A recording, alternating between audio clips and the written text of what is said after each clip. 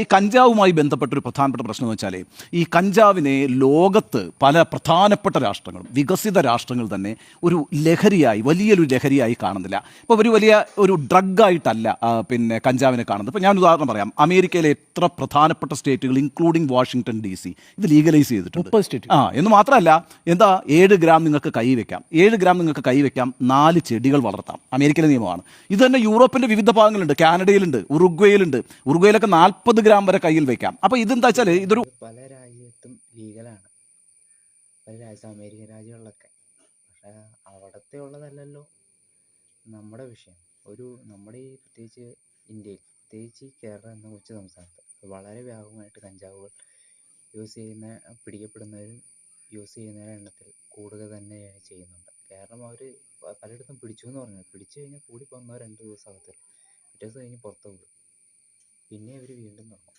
ഈ ഒരു മൈൻഡിലാണ് കാര്യങ്ങൾ നടക്കുന്നത്. പിന്നെ പുറം രാജ്യങ്ങളിൽ വളരെ സുലഭമായിട്ട് ലീഗലായിട്ടുണ്ട്. ഇത് കൃഷി ചെയ്യുന്ന ആൾക്കാരുണ്ട്. അതിലൊരു പ്രമുഖ ഇതിഹാസമുണ്ട്, അതായത് ബോക്സിംഗ് ഇതിഹാസമായ സാക്ഷാൽ മൈക്ക് ടൈസൺ. അദ്ദേഹം ഇപ്പോൾ നിരവധി കൃഷി ചെയ്യുന്നുണ്ട്. അദ്ദേഹത്തിന് ബോക്സിങ്ങിൽ കിട്ടുന്നതിനേക്കാളും ഇരട്ടി കാശ് കൃഷി ചെയ്ത് തന്നെ അദ്ദേഹം സമ്പാദിക്കുന്നുമുണ്ട്.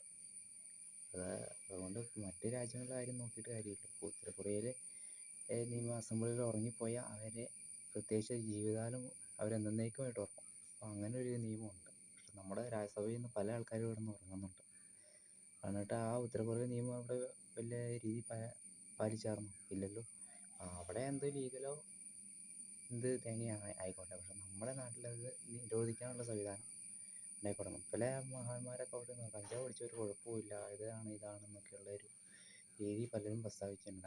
അയാളുടെ പുറകെ കുറേ ആൾക്കാർ പോകുന്നുമുണ്ട്. പക്ഷേ എന്തായാലും ഇവിടെ ഇത് ബാൻ ചെയ്യേണ്ട ഒരു കാര്യം തന്നെയാണ്. കാരണം നമ്മുടെ ഒരു നല്ലൊരു തലമുറ സുരക്ഷയ്ക്ക് വേണ്ടി ഇത് ബാൻ ചെയ്യേണ്ട കാര്യം തന്നെയാണ്.